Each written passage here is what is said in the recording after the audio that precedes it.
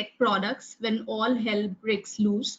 He's also a constant support for us in many of our initiatives like the Skill Dev Pillar as well as the Deep Tech Club.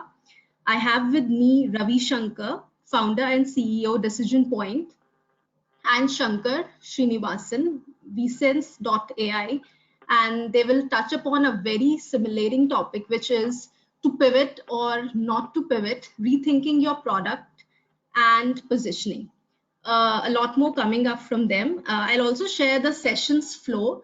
Kaustubh will take 15 minutes, including 4 poll questions and 2 questions from the audience, followed by Ravi, 10 minutes of presentation, followed by 2 questions from audience, then followed by Shankar, 10 minutes of presentation and 2 minutes of 2 questions from the audience, followed by a 10 minutes of panel discussion. And then whatever the time is left, we'll have a Q&A round, approximately of 10 minutes. And also, do not forget to leave your feedback to improve my future sessions. Welcome, Kaustubh, Ravi, and Shankar. And over to you, Kaustubh. Okay. Thank you, Ankita. Thanks for the introduction. So welcome all. Thank you for taking time on a Tuesday afternoon to join us. And hopefully this turns out to be an interesting and interactive session. So what we are going to do is really, I will start by setting the context, and then we'll have Ravi and Shankar share their own experience. So that's the overall agenda. And so we are on the first slide. Let me just take a quick second, show the disclaimer.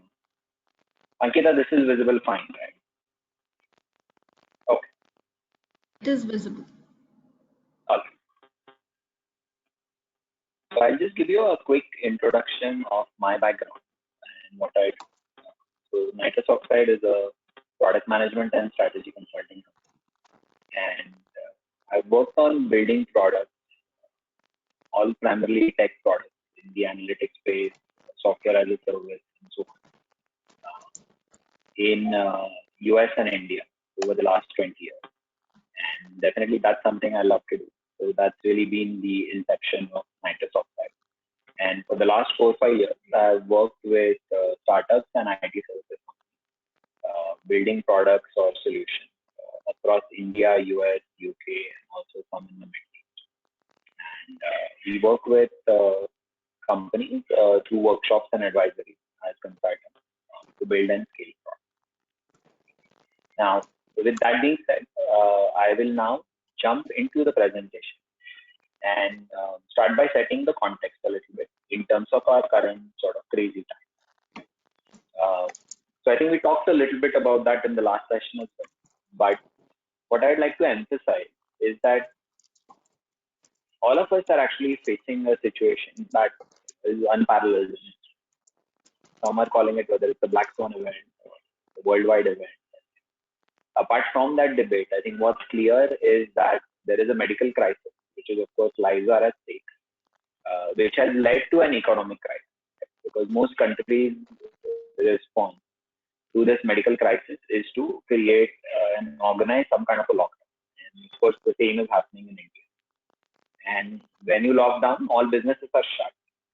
This is creating a huge turmoil. And people are actually forced to stay at home, which means a lot of buying and shopping behavior, work activities curtailed or transformed, as in case of the work from home environment. And this is happening all over. So the impact is huge. In fact, every week or every couple of weeks, we are seeing new ways in which work and life are affected. So the fallout continues. And that's why it's very challenging, because there is really no blueprint for how to deal. And Ankita, before we jump on to the next slide, can we run our first survey question just to get a sense of the audience in terms of the impact for them? Sure, I'm launching the first question. So here is the first question. Please start voting, and I'll close the window in next 10 seconds.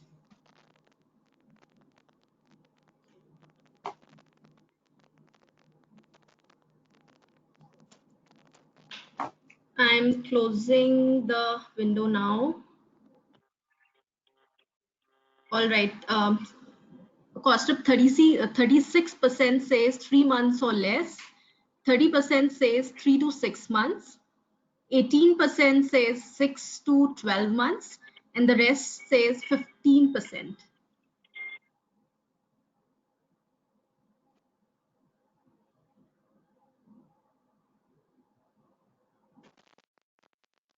Kaustubh, I think you are on mute.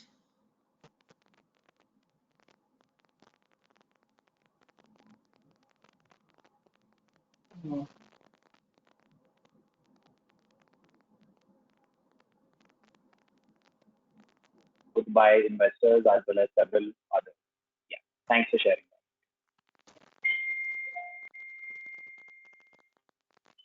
that. Many are on a limited amount of cash. So the conventional wisdom to stay put, cut costs, conserve cash, wait it out, actually may not even go. So how does a startup or a company which has barely 3 months or 6 months of reserve just wait it out when you don't know how long this crisis is going to be? Initially, when this started, people thought, okay, hey, it'll be over in 3 months. Now it's 6 months. Now we are hearing that maybe it will be the end of the year. It could run into next year. So I think it no longer makes sense to wait and watch and just take a conservative approach of seeing how you can actually rebuild your business post the crisis. So my contention and that of the other founders as we go through the process is to actually act now. Figure out a way to deal with this crisis and situation now as opposed to wait. This is another slide which talks about likely how this impact is going to play out in terms of the economy. And this is actually changing every week. Right? So every week that a lockdown continues in a country, depending on whom you believe, the GDP is knocked off by half to a percentage. So towards the end of March, the estimates for the global economy were a pullback of about 2.7 trillion, which is nearly the size of the Indian economy. Come April, the forecast now says has added another trillion to it, and it's nearly 4 trillion. And the chart on the left for 2020 basically says what percentage of the 4 trillion contraction will come from which country. So naturally, the larger economies are contributing a greater percentage, like US and Germany. And then on the right-hand side is what's likely a recovery, which is based on the IMF data. Of course, there are critics arguing that this might be too rosy a picture, but many economies will actually recover and grow in the following. That means, as a company, as a tech tool, you need to be prepared for that possible recovery.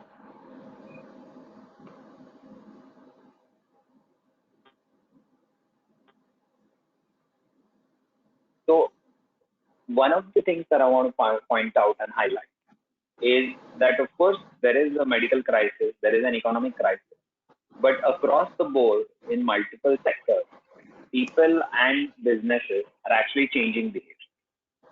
And every time there is a change in behavior, that creates opportunity. And this is not an exhaustive list. This is just a sampling to give you a sense of, hey, what are some of the more obvious ones where people and business behavior is changing. So clearly now that hand washing and hand sanitizing has become so important, because everybody is concerned about health and hygiene. A lot of people are actually out of work. A lot of businesses are shut. So economic hardship is a reality. And the way people are spending their home budget is also shifted. Eating out is not possible. Going out for shopping is not possible. But of course, they're staying at home and eating. So naturally, budgets are shifted. Right? Those are some of the options. Similar thing is actually happening for business, because for most businesses, the primary concern is how can they actually continue to operate? How can they continue to operate when all their employees are distributed, all of their employees are actually stuck at home or somewhere else for that matter, and they need to be able to continue to operate their business, which is also leading to another set of challenges in terms of how do you actually collaborate remotely, how do you manage data security, And of course, if you are into the business of moving physical goods, then you have a huge disruption in the supply chain.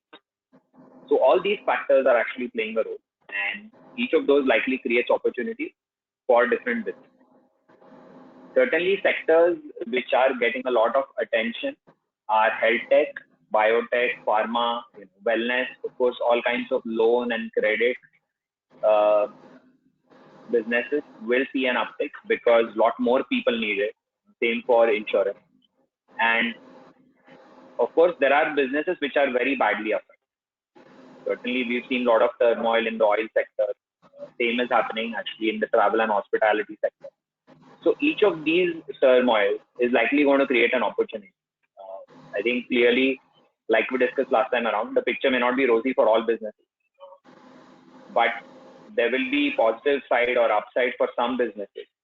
And then certainly there are businesses which will not just be badly affected, but they will experience a lot of upheaval. I think two clear examples of that are retail stores, especially the physical ones, as well as banks. So in retail stores now, one clear shift that many of us are seeing in behavior is that people don't want to go out to the stores. They want to actually buy online. That's also true certainly for the middle and upper income. But in general, it's proving to be a challenge to go out and buy. Now, that doesn't mean that people no longer want to buy. They are still interested in buying, which means they likely shift to other ways of buying. So this is a major problem, and also a change in behavior. I think the same will hold true for banking, because now you can't go to the bank. So all kinds of transactions, including your KYC, now needs to happen online or remotely, and that will also create a set of options. So these are just examples, not an exhaustive list, just to highlight, hey, what is going to happen. Now, if you actually look at this kind of behavior across people and businesses, many companies, not necessarily all, will actually find opportunities. That means, hey, if there is a change in behavior, if now the simplest example is, hey, if everybody wants to now shop online, clearly tools that enable e-commerce, tools that enable remote collaboration are an advantage. Tools that deal with uncertainty, tools that deal with health and hygiene, all suddenly become now important. Right? So our contention is that many companies, if they are tech businesses, are essentially tools and technologies which could be applied to different problems and use. So you still need to connect the dots, which means you still need to figure out, if there are existing problems that have been modified, or there are new problems that this change is actually creating, which you can address. Then, of course, distinguish between long-term versus short-term, whether you have access to market, what is the size of the market, who else is there. So all these factors will play a role in terms of actually choosing a pivot, whether or not it makes sense for your business.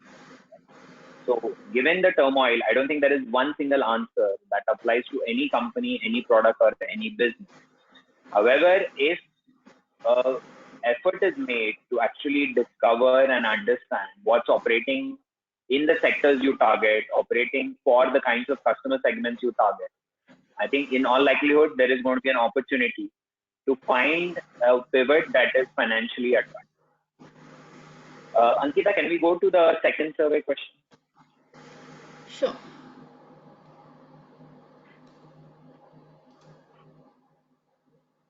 Here I launch. So the question is, how much will your projected revenue for the year be affected by the current crisis?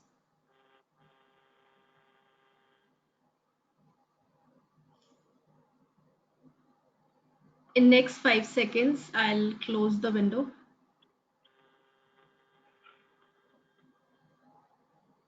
All right. So the answers are Kaustubh, 25% down by 25%, 33% down by 25 to 50%, 23% down by 50% or more, 20% it will likely increase. So thanks for sharing that. I think what we can see is that clearly bulk of the businesses will be adversely affected. and a large chunk of them, 50%, are in the middle, between 25 and more than 50%, which means most of these businesses actually cannot afford to wait, right? Cannot afford to wait and watch, and will likely need to do the hard and smart work to find the pivot. And certainly the opportunity is in actually sort of looking both inward and outward. For inward, in terms of your own strength, in terms of your capabilities as a team, capabilities as a tool, and outward to understand what is the change in behavior and what are customers like. So, the only way you can actually increase your odds of success if you were to undertake a pivot or figure out a couple of angles in which to actually either create a new solution or to reposition an existing product is going to be to play to your. This is very important because, of course, given the turmoil, if your existing business is adversely affected, it's going to be tempting to go after something completely new, which may not work very well. Also, customers may not view you as the expert if you go down that path. And then, of course, this is a great opportunity to do any kind of knowledge and skill building. Of course, like I mentioned, get your facts from outside the building. Talk to customers, talk to people who are out actually facing and addressing these challenges to see and discover and understand, what are the things that they need or what gaps are there. And in a way, this is very similar to actually, building a product, right, from scratch. So it's almost as if even if you have an existing product, now you need to actually go back a little bit to the drawing board and actually start figuring these things out. And then, of course, you need to test your hypothesis, see if the way you are positioning this addresses your business. And of course, like I alluded to, it's best if the pivot does not go after something that you don't understand well for two reasons. One, it might take you a long time to actually get to that point where you have a solution that flies. And also, customers may not actually view you as the expert. And of course, the most important thing is to continue the conversations with the customers, even if they are not buying. And you will have the other two founders also actually emphasize that as they talk about how they discover an opportunity.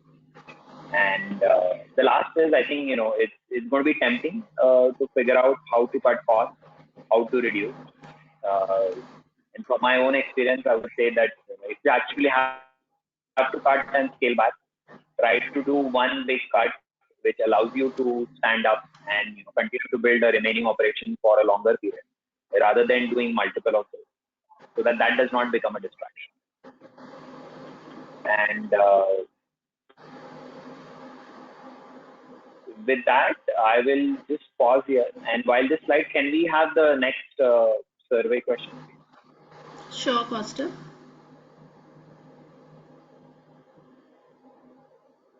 The next question is your product / offering still relevant? Please start voting.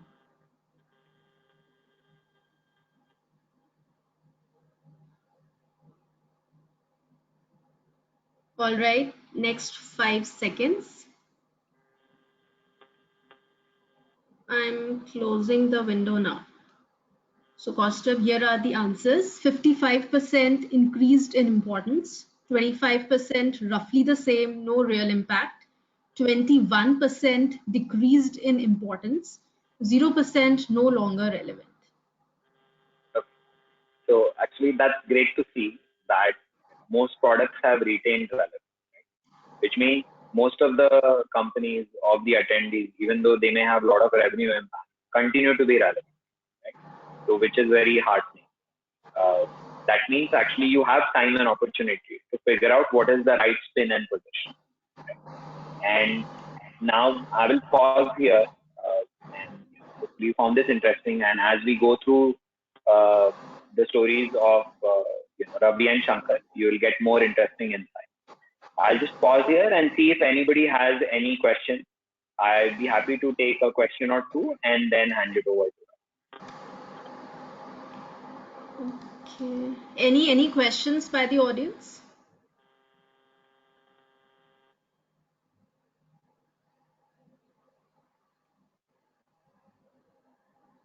You can ask question from Kaustubh. if we don't have any, it's okay to hold off till the end. All right, I think let's proceed further. So I'm giving the presenter Okay. rights to Ravi now. So Ravi, you are Okay. the presenter and you can begin your presentation. Sure, thanks. Can you hear me? Yes. Yes. Perfect. Okay. Are you able to see my screen? Yes. Okay, got it. Right. Thank you, everyone, for joining us today, and thanks, Kaustubh, for the very insightful introduction. So let me give a quick introduction about myself. I'm Ravi, the founder and CEO of Decision Point. We are an analytics firm building solutions in analytics and big data space, working with a lot of large clients across the CPG sector and retail. And working again across multiple markets, which is in a lot of markets in Asia, Europe, Middle East, Africa, and also in Latin America. So we are a team of roughly, I mean, we are a company with about 100 people based out of Gurgaon in New Delhi, right? That's a very, very quick introduction about ourselves. Let me just share a few things, and it was very interesting to see the polls, and I can see that a lot of us are on the same boat together, and it's very interesting because lot of learnings that I have had in the last 6 weeks have been quite relevant to not just myself and to a lot of my colleagues and friends in the industry, and I thought I should share that with you all before we even jump into the concept of pivoting. What did we actually learn from this crisis? Now, first of all, for myself, for our company, just like all yours, we have had an impact on the business. We have lost a few clients, lost a few projects. We retained a few clients. It's been a kind of a mixed bag. And just to give you some context, I would say that we lost like close to once the lockdowns hit, and for us the lockdown was not just the lockdown in India, right? So because we have businesses across the world, so different parts of the world were going into lockdowns at different points in time, and within like 10-15 days of the lockdowns happening, we lost like close to 20 to 30% of our top line, right, annual top line, right, in one in a space of 10 days. And obviously we were very concerned at this stage, but we could also see some very important learnings at this stage. The first one was that the solutions that stuck, or the clients who stuck with us, were actually the clients where we actually were building some solution that was actually having some business value. It was directly driving sales, or it was directly reducing costs. It's very easy for us during the good times for us to focus and chase a lot of fancy things. There is money on the table. Clients and customers spend money on a lot of discretionary items, and today we all are discussing, right, what is essential, what is discretionary at every level. And when you actually get into a crisis like this, you start realizing and learning what is essential part of your service and product, and what is a discretionary part of your service and product. So that's something that we really genuinely understand, that we need to build solutions that are essential for businesses, by which we mean that whether you have to drive sales or you have to be reducing cost. If not, you are actually not in a very good spot. The second is again a very classic tech feature, is that a lot of solutions that we build are good to have, nice to have, and they genuinely don't have a very strong user base. Or a frequent user base. I think as product or services companies, a lot of times we are again chasing the revenues and the vanity metrics, but in reality we need to look at usage as a critical metric, because again what we saw was solutions where we had good usage and regular usage, we we were able to survive with those solutions, but solutions where it was not the case, clients shut it down. And the last one is also the depth of the relationship. So be it a customer for your product or a client in your services business, wherever we were deeply integrated into the business process of the client, we were able to survive. Wherever we were in the periphery, right, we were a solution which was used but not really well integrated into the workflow of our clients. We lost those businesses like in a drop of a hat. So these were some of the very key learnings that I want to share with you all that we have seen during this lockdown, and I think it's applicable for a lot of us. Now the question is, what next, right? So this is all has happened. We have got these learnings. What next, right? And like Kaustubh said, this is not a short-term disruption. This is going to be a long road. So we need to figure out a way. Now, the one thing that we realized early in this crisis, and I think which is very true, is the fact that I think every single one of us in the audience, possibly, are all privileged. What I mean by that is that we are all in a position to pivot. We are all in the technology industry. As you can see from the poll results as well, that the fact is that technology is going to become more relevant, not less relevant. Even if you are doing a technology business targeting airlines industry or a hospitality industry, although yes, you would immediately face a lot of survival questions, but I'm sure you can find some levers to start pivoting, right? So if you're in the technology space, that is not a luxury that a lot of people have in other industries, and we have to be thankful for that, right? So I think we are in a privileged position.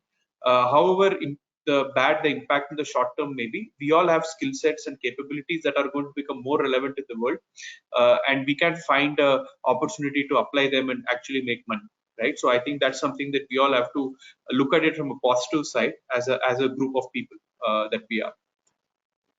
Now let's go into what we then our thought process that we actually did when we started to think about what can we do about the situation.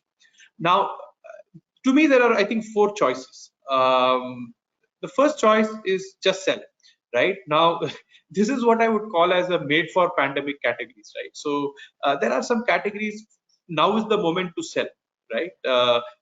If you're a hand sanitizer in a non-tech space, or for example, in tech, you are an e-learning platform, I forgot mentioning that there, or you are a grocery e-commerce, or you are Microsoft Teams, for example, now is the time for you to sell, right? So just stop everything else, just go sell. That's one option, right? So now we are not that, right? So we do not have such solutions that are focused which are really needed at times like this. So we are not in that category. The next category of options is, I think, build now and sell now, right? So you can build something quickly right now for the current context and then start selling right now, right? Some of us would be in this position. I think my next panelist, Sankara, is one of them. So we will learn more about this from him on how he went about this kind of a pivot. Where in this relevance of this current pandemic, how can you actually create a technology solution and actually start selling it right away? But we couldn't, and also for us, we didn't have most of our clients had their budgets frozen, so we really didn't have much options to really think about this. So we had to basically manage our runway and then figure out the other options. So which led us to the option 3, which is to say that, okay, so let's build now and sell later, which is that let's build something which we know that 3 months down the line or 4 months down the line, clients are going to be needing, and I'm sure at that point in time there'll be some budgets that will start opening up. So let's target the needs at that point in time and then figure out the solutions which people will start buying, right? So we are working on this. So we are basically building solutions and trying to position them for this point in time when the situation opens up. So it could be late June, early July. So if you're all lucky, as early as first week of June. But we have to basically look at solutions which will be relevant at that point in time, because the pandemic solutions, what is happening now, will not be relevant at that point in time, right? So there will be different needs and different perspectives that client will have at that point in time. So we have to think about that. But what I want to talk a little more detail about is the fourth option, which is also a very interesting angle to it, which is to say, let's build now and actually market now. Because if we don't have the ability to sell now because of the fact that our client budgets are frozen, heck, we have an opportunity to market things now, and so that we are in a position to sell either the same solution or a different solution at a later point in time. Why? Because today clients have the time, so they can give you attention, right? So, and if you give the relevant messaging to them, they will be more than happy to spend time and talk to you. So the question we asked ourselves is, how can we showcase our capabilities and technology skills through some solutions and acquire an edge that when the pandemic is over, we can actually immediately start selling, right? So we don't need to get on that curve at the beginning of the curve then, but we can actually go midway there and try to close deals much faster at that point in time. So this is what we felt. So we were actually doing both. We were actually focusing on both the build now, sell later. So we had a team that was focusing on that, and then we had a team which was focusing on build now and market now. Now, what came out of that, and that's actually the case study that that I'm going to share with you today, which is that we basically built what we called as a COVID a business recovery simulator. So a lot of what was happening was a lot of our clients, especially these large consumer product clients, they basically were it was all complete madness. There was no precedent, there was no prior data to really look at how will sales come back after this pandemic. What do I need to do? What interventions I need to make to further accelerate some sales after the pandemic? And it was all like they were all in groping in the dark in a way. So what we did, we realized that this is a potential opportunity and a desperate immediate need, and we kind of put together a small team and built a very small simple simulator in a period of about 10 days. And we used insights from past pandemics, and we are an analytics firm, so we have a lot of data scientists. So we put some very basic machine learning algorithms in the back end, and we kind of came up with a fairly decent working simulator. And we actually went and actually pitched this pro bono because no client had any money to spend. So no point in even having that conversation. So we said that, look guys, we know you guys are going through a tough time. Here's a small tool from us to help you guys during this period. And we're offering it pro bono. Feel free to use it, right? So, and the response was, we were a little skeptical, to be very honest, but the response was really like something which surprised us. So a lot of clients, because of the desperation they were in, and I'm talking not just about our existing clients, but also a lot of new clients with some method to this madness, they really started engaging, interacting with us. Clients whom we have been chasing for 6 months or 8 months to set up a meeting had 3 meetings with us in a span of a week. So to know more about the solution, right? And not just that, it really helped us also as a platform to showcase the depth of our knowledge, our capabilities, and then start building relationships, right? So we were able to do that using this tool as a means, right? Now, what happened? Just to share with you guys, some of the success metrics. We built more than 10 new, relationships, which with a lot of large, high-value customers. For sure, they're not going to give me any business in second quarter, but coming the balance of the year, I'm pretty confident that we will be able to start generating some good revenue. Second, which was extremely unexpected for us, some clients, when we started engaging them, started discussing a couple of things which they actually want and they're willing to pay for right now, which they would have not discussed with us unless we had this tool and we had engaged them on a pro bono basis. And now we are in the final stage to close a couple of small projects and solutions, which was unexpected monetization for us. We were not even thinking we are going to close any business for the quarter, but we got these couple of projects purely because we were able to market ourselves during this time. And the third thing was that it kind of helped us, and this is something I think all of us should be focused on. While we are obviously sharing thoughts about COVID and sharing memes on WhatsApp with each other vehemently across, we also need to understand we should be part of our customers and clients' thought process, because the the early you are to capture insights from their thought process, you will be faster to market when this whole pandemic recedes, right? Or when the situation comes back to some semblance of normalcy, right? It gives you the insights into future opportunities, which will not be there if you sit back and hold back, right? You have to go out there and engage. You have to engage with something. Then you will start gathering these insights. I think that's really, really important. And that will help you pivot, right? In a much faster way, in a much better way.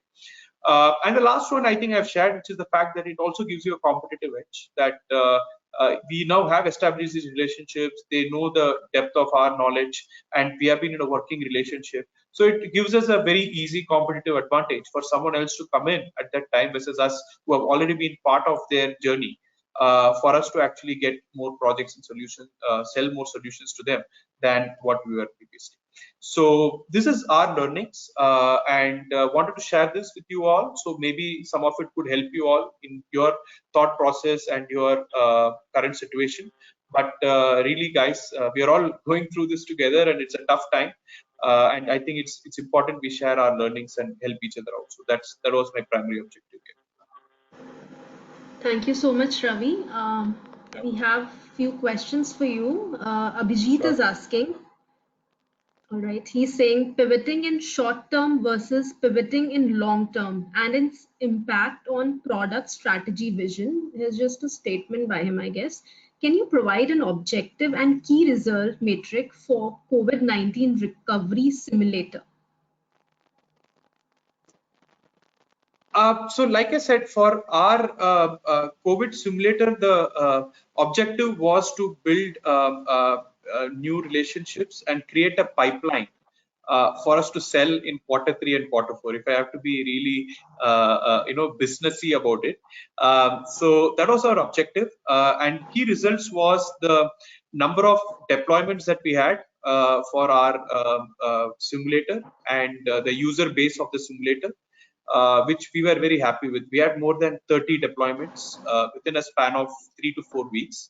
So that would be my objective, right? So we have marketed it well. Now there are 30 clients who have seen this work, and then they will hopefully start engaging with us in the next quarter. All right, thanks, Ravi. Now I'll make Shankar the presenter. I'm giving you the presenter rights, Shankar, so that you can share the screen with us. Ankita, while Shankar is setting up, I want to get a question of my own. All right, that's a good suggestion. I'll just roll now. So thanks, Ravi. So here's the question. I think that was, So thanks, Ravi. I think that was very exciting. Yeah, can you hear me? Yeah, I guess so. Okay. All right. So I really like that slide which you talked about of buy now, sell now, or buy now, market now, and buy now, sell later. I think that's very interesting because I like the idea that not everything has to be about selling and closing business. Right? Because you may or may not have, of course, some businesses may not have the luxury to wait, as we saw from the survey. So my question is now, clearly you've had success with, the COVID simulator. But of course, you have multiple other lines of business, right? Now that we've been working together for a few months. So can you give us a little insight into what was your thought process to arrive at this, right? Like you talked about, talking to customers, getting to know their challenges, we sort of established trust. So were there solutions that you discussed but rejected or decided to put on the, hold while you focused on this? Just give us a little insight into how you came about selecting this. Right. So I basically what we did as a company is that we first, when this whole crisis started, we obviously went back and started speaking to our clients. One of the things that we realized was that the clients were actually talking less to us. Like when there is such a crisis happening, you don't want to talk to too many people because your internal house is not in order. So they were not feeling comfortable to even discuss situation with us, to be very honest with you. And these are, many of them are clients we have had long relationships. and even they were actually hesitant to talk to us. So our first goal was to really make them open up. We did have a few other ideas which we wanted to explore, but we realized that the time to market is just too long. So we wanted to figure out something which was the sweet spot between like at max a 2-week window for us to develop and deploy. Because if we have been building solutions, we can build solution, even a really much better solution, in 6 weeks or 8 weeks time. But by that time, the opportunity is already past. So we have to focus on the timing aspect and also on the impact and the relevance aspect. So I would say we prioritize timing more than the relevance. That was our choice that we made here. Thank you. So Ankita, before we hand over to Shankar, I want to plug in a little. So Shankar and I have been working together for the last few months as part of NASSCOM's Deep Tech Club. So, and that's given a great opportunity for both sides to learn.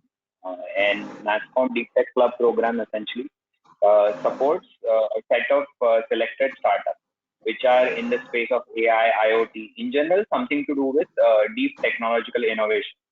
And that program helps you across the board in terms of sort of guidance and mentoring on the one hand, which is how Shankar and I have engaged, as well as the opportunity to connect with investors and partners.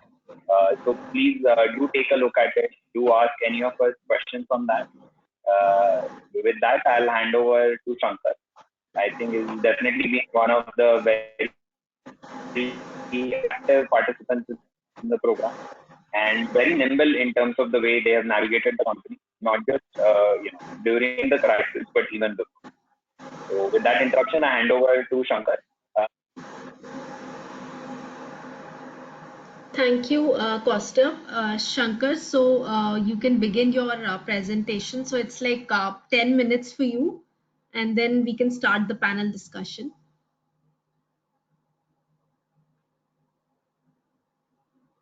Hi, Shankar, can you hear me?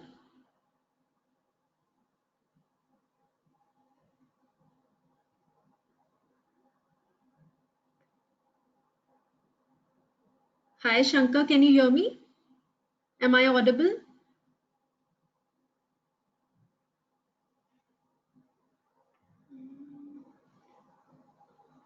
Shankar, we can't hear you. Just check if you are on mute.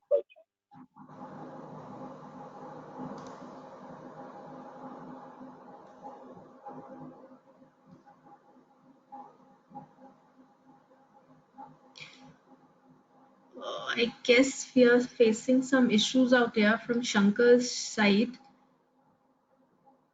In meantime, can we have just one question, Kaustubh, from you so that Shankar can come back? Let me just ask him. Shankar, we can't hear you. Can you just log out and re-log in? In meanwhile, Kaustubh, there's a question for you by... Sure. Yeah, so there's one question. Could you, what if the business has threat of change dramatically? Sorry, can you repeat that? I couldn't catch it. Okay, so there's this question. What if the business has threat of change dramatically? Okay. So the question is, what do you do if you have a dramatic threat? Essentially, that it's a complete wipeout or it's a material change. Like for instance, last time around there were questions around the hospitality and travel sector. So that is definitely a challenge. I don't think there is a quick or simple answer for that. And what I would argue is that similar to what Ravi has done, Shankar has done, and what I talked about, the idea is in actually getting to know your customer's situation. Right? And when I say customer, it need not be the exact current segment that you are targeting. As you will see from Shankar's discussion, that they slightly twisted the segment that they were targeting. But they did look for relevance and timeliness. Right? So even Ravi highlighted very nicely the point that most of their customers actually didn't want to engage in a conversation. Only because they came up with a COVID simulator, which had to do with business recovery and continuity, dealing with the supply chain issues, it suddenly became important. So people were actually willing to talk to you, right? So that's your first challenge, is how do you actually get your existing customer base or a new customer base to talk to you, right? Once you start learning from a few of those, more likely you will have better understanding of the sort of multiple problems that people are experiencing. And then you could be potentially in a, you can gain the trust of other contacts, deal with them as a trusted advisor. And that's when the conversation comes through. So I would repeat that, one, you need to go seek out people, present them with the premise of what you could possibly do in terms of your skills and tools, and then emphasize and understand their problem before you go back to them with a solution. Or if you have an existing solution, figure out how you could adapt it. I think we can see Shankar's screen now. Yeah. Shankar, can you hear me? Yeah, I am able to hear you, Ankita. Are you able to hear me? Yeah, I can. Hello. So, yeah, I can hear you. Okay, great. Sorry. Okay. Yeah. So thanks a lot, everyone. Thanks, Kaustubh, for the nice introduction. Thanks, Ravi. And thanks everyone for the patient listening. And sorry for the goof up. So I'm the founder CEO of vsense.ai, right? So before vsense.ai, I was earlier running a startup called realitycompass.com, which was acquired by Quicker in 2015, right? So at the time, I was managing more than 8 million traffic in terms of the people coming to the Quicker Homes platform, right? So we are able to completely manage the whole aspect of how many customers are coming, their profile, and what they do, all these things in a single mouse click, right? And when we wanted to start our next, we thought, okay, hey, whether this similar kind of platforms is available for the physical businesses, right? I think the real business, the retail and other things. So for this one, we found that kind of data, forget even the tool, even the basic information was not available. So that's how the vSense born. So using the existing CCTV cameras, we say that, okay, can we give actionable insight for the real world businesses? So we want to give a Amazon Go equivalent for the retailers and various other places, right? So that's how we started, and we have our patented products for the retail store in understanding the customer behavior, how many people are coming, what's their age, gender, where are they going inside the store, what are they liking, and even I know looking at the digital signages, how many people are. So because the digital signages business, it doesn't have the Google Google Analytics equivalent product, right? It doesn't have whether the impact of the ad is there or not. So we want to solve the whole physical web problem using the existing infrastructure which is available, which is by way of CCTV cameras and the computing powers available there, right? And we made a decent amount of success by way of getting the two of the Fortune 500 customers like Dell, Xiaomi, and Lenskart, and various other guys. And our product is live more than 400 stores in a couple of countries in India and 2,000 stores in the pipeline. So that was the story, a few months back. And where are we today?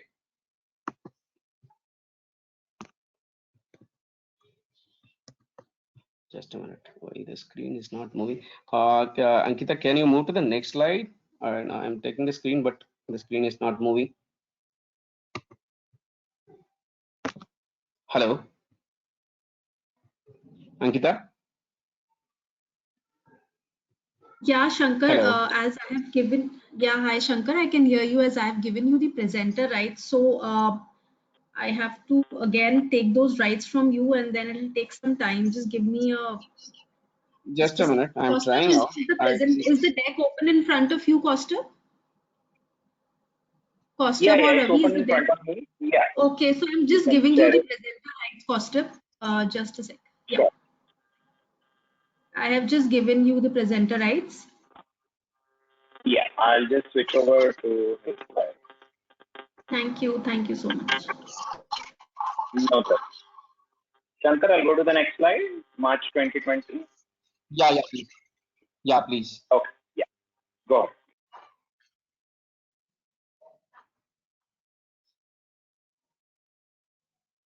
Is it fine? Yeah. Yeah, go ahead. Where are we today? Like we also got into the same trouble, like what everyone else gone. the COVID came and we are primarily concentrating on the retail. Suddenly what happened? One day the whole stops have stopped and we didn't have any kind of cash, right? I think we clearly see that for the next 6 months, we are not going to get any single revenue from our existing customers, right? But we have a huge amount of bill to pay and we need to survive for a long period of time. Hello, are you able to hear me? Yes, Shankar, we can please hear go you ahead. just fine. Yeah. Sorry, because the video is stuck here. Sure. So the thing is like like majority of the other startups who are sitting here, we are also thinking like what to do, how to do. I think because we are running out of cash, and because we are running for the last 2.5 years, we are also running out of energy to go through another turbulence, and even we don't know how to communicate to the team or etc. Right. So that is a typical problem what every other startup is going through. Then but the situation has changed from that time in the next slide. Can you go to the next slide? Yeah. I'm on the where are we now slide. Yeah, yeah. So we have within the period we have launched a product called Health Sense. Health Sense is a primary product, a device which is curbing the spreading of COVID-19 in any office premises. What we have done is we came up with a device which every employee has to go when they enter into the office. They need to stop there. It will take a face-based attendance. It will also check their temperature, and if there is a temperature is high, it will make a small alarm, and the real-time alert and notification will go to the respective people. And it will also check whether the person is wearing mask.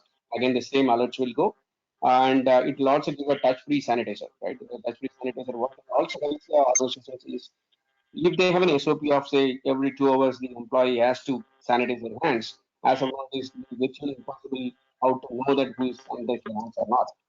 So this device again using the computer vision to be able to tell like in the last 2 hours these many people have not sanitized their hands. And using the existing CCTV cameras in their offices, we are able to tell whether the people are maintaining the social distancing or not, right?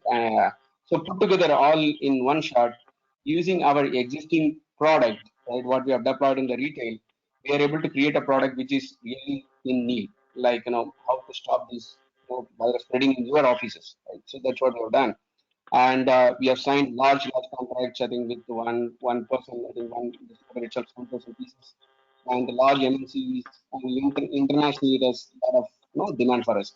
What we are figuring out is like how to scale up our production and how we can export it. Right? So that is a different challenges any startup like to be in there, right? And we regularly getting covered in the media and online from Hindu to Economic Times to Stories. And interestingly, again, we were so in the month of March, we were about to close a small round, and thanks to COVID, it curtailed. Now we are looking at a large round because our valuation also skyrocketed. So that's a story. Right? But what we have done in between, right? And we were in the situation in, I think, a couple of months back, where we are like everyone saying that what to do. And from that, within the period, we are saying that we change the table. We turn the table. So what we have done in between, right? I think is it something where where we can really tell that can we just tell others what you can learn from here? Yeah. So the time the lockdown started, right? What we have made between the founders is like I know none of us are going to discuss anything on how to do create a series or anything, but we say okay every day we will brainstorm new ideas. Till we figure out that which is what we want to latch upon. So, for example, we came with a 50 different kind of ideas. One idea came like, there are hospitals, they want, I think, makeshift hospitals. They want to know that whether the beds are free or occupied, right? So we can use video analytics there. There are some other ideas like, what about the COVID patient, whether they are roaming around in various places? Can we alert them?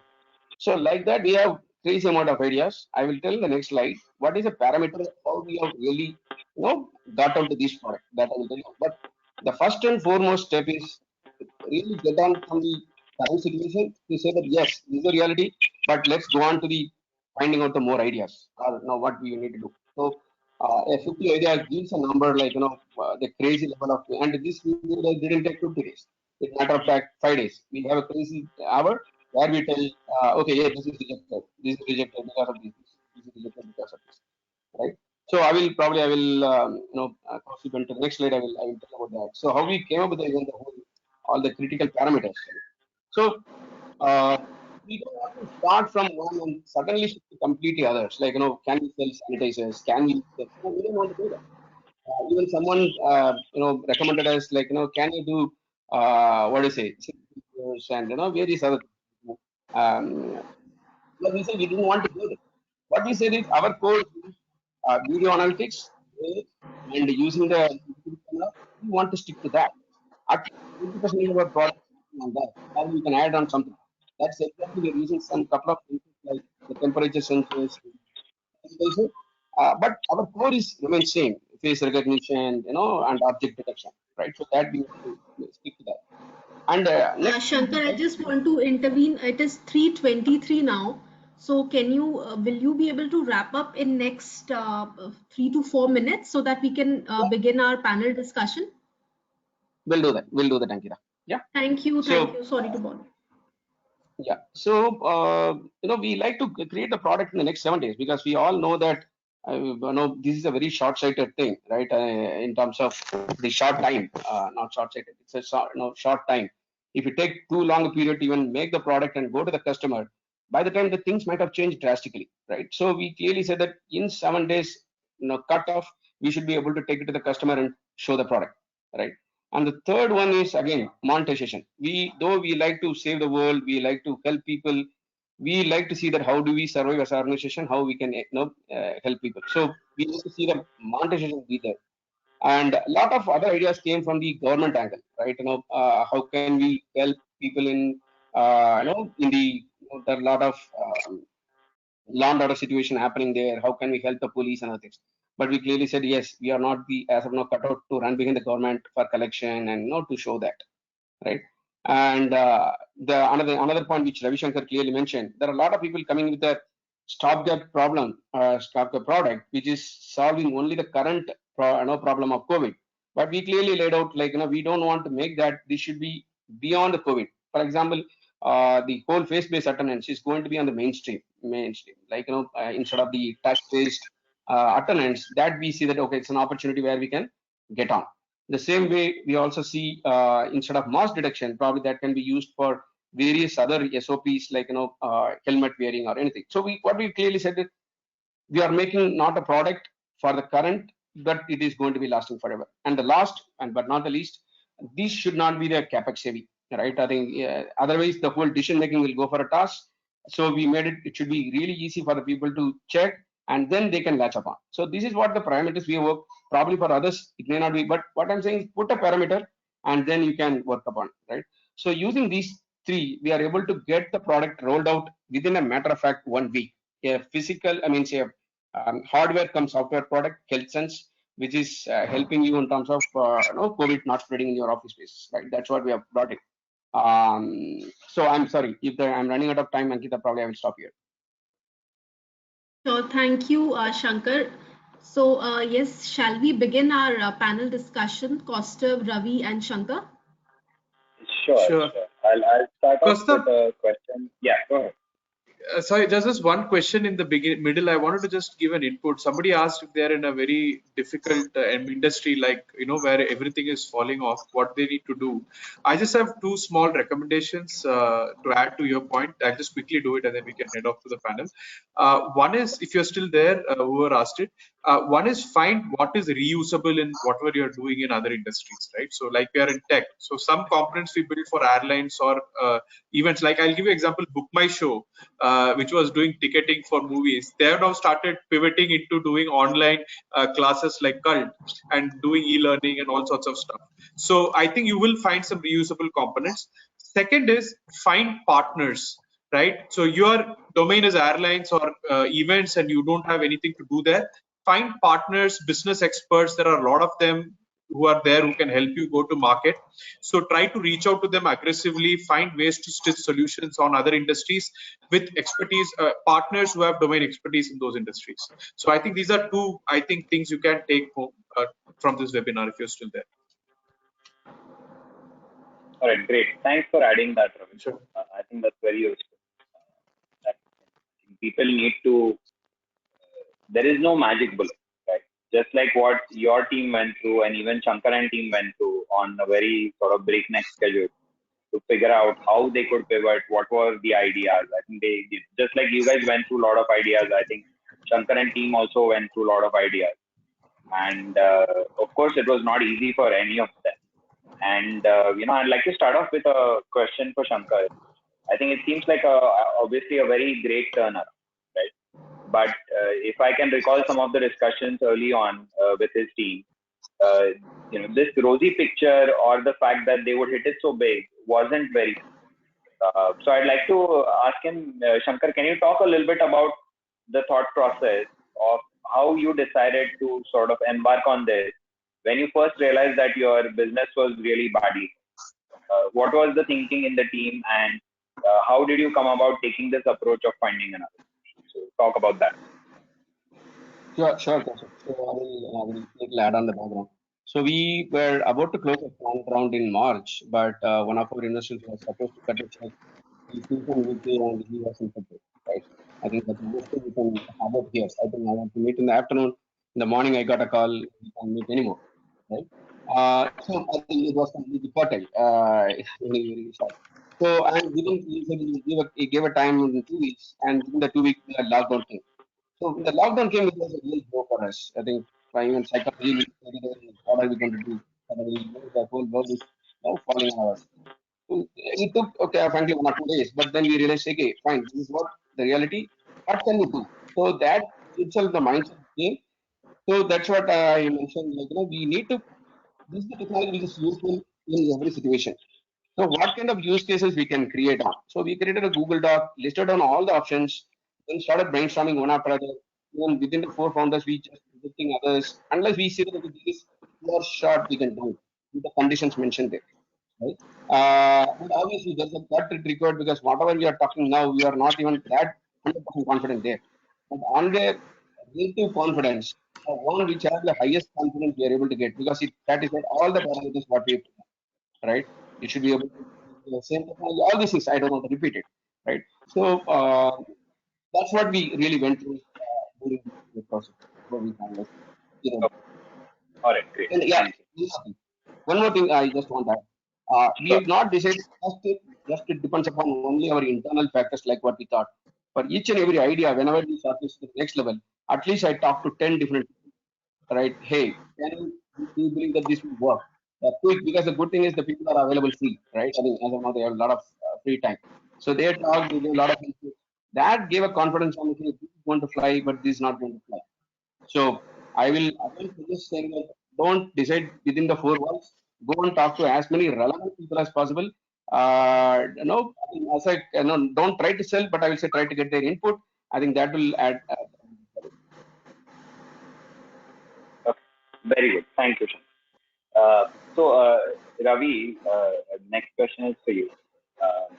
So you highlighted a very interesting point on, you created the solution, sort of anticipating people's needs, and you decided to then give it away for free as pro bono basis, and then that has led to more such conversations. Right? So clearly, it's a great hit because even if you may not be selling a lot like what Shankar and team are able to do, it has opened a lot of new doors for you. So can you talk a little bit about now that you have engaged with a lot more people, are you also seeing some, sort of patterns or behavior changes, which is then in turn allowing you to create more solutions or opening up more opportunities which you expect to capture? Right?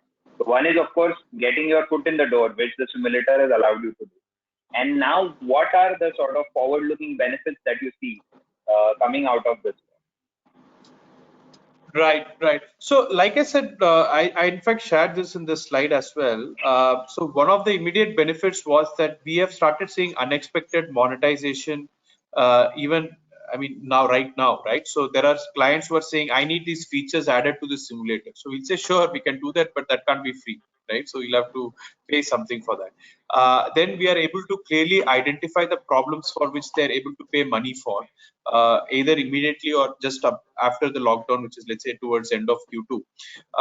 Those opportunities we have started working on it, and now we are actually preparing solutions which will target those specific opportunities, which is a very important discovery for us, because if you were sitting and laid back and waiting for this to pass, then I don't think we would have been in that position.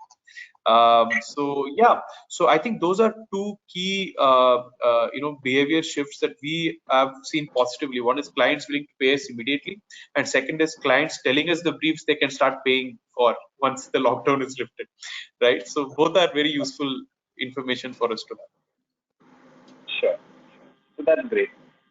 So one of the other questions I'd like to ask you before then going back to Shankar is, now during this process, were there any ideas or solution possibilities that you sort of discovered but decided not to invest or not to go forward with? And if so, why? Can you talk about that? Right. So again, I mentioned this in the previous chat. So we did come up with a few solution ideas which will take more longer time to market. And I think Sankara also pointed out the same thing, that he wanted an MVP out in 7 days.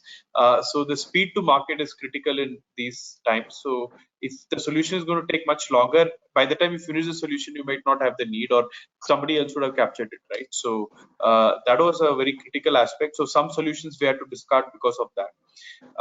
And some solutions, like again Shankara said, could be more capex intensive, so which means for us a lot more resources intensive work, and we don't have that bandwidth, so we couldn't do it, right? So those are things which we have to discard some solutions in that approach. Great, thanks. Next question is for Shankar.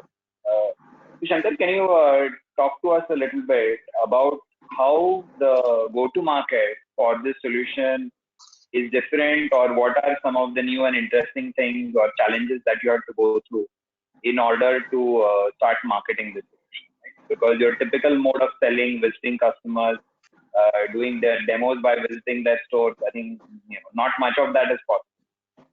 So can you talk a little bit about that, how you are taking the solution to market, how you are marketing and selling? Okay. So I think I will say this is probably we keep trying for over a period of time. Probably it's getting benefit, giving benefit now. We always believe in, okay, I will give a little. We want to make all the CCTV cameras smart. So as high an ambition like this, we clearly thought from the very beginning, whether in terms of creating new uses in the CCTV or even taking to the customer, cannot be of our own. It can be with the whole market. So we try to work with various channel partners in the whole thing, but the earlier retail product was not so, I think it's not that needy. Although not many people acted upon. But what we have done in that period is we at least got at least around 200 channel partners network where, and their contact details, everything. That was very handy now. Like we just say this is me. And one article came in business line, right? Hindu business line. It came in their physical newspaper. At least I got around 400 views. And the primary of them is the people who want to trade in this kind of product. Nothing like it. I think who are just sitting on 200 views, coming into you, and they want to sell your product to these people, including at least 20 of them are international people, right? So suddenly our juggling some of these things made it slightly easier. But yes, I will say the juggling, someone has to think through it based upon what kind of the capex they are ready to spend and the kind of product need it really solves. Sure. Yeah. Thanks for highlighting that. I think both you and Ravi highlighted the fact of, as a smaller company or a startup, sort of capitalizing on your partner strategy or partner network to sell that. Because especially if you have a larger partner, larger tech partner, or even a regional player, I think that can make things a lot easier. So I think we'll pause here and see if there are any questions from the audience, and they can be directed to either one of us or all of us. Go ahead. All right. Thanks, Kaustubh. We have 4 minutes, so let's just squeeze a few questions in these 4 minutes. So I think this question is for Shankara. This is, how does the willingness aspect of customers get taken care of while recording videos or using their data for insights? Great to hear your views on this. Okay.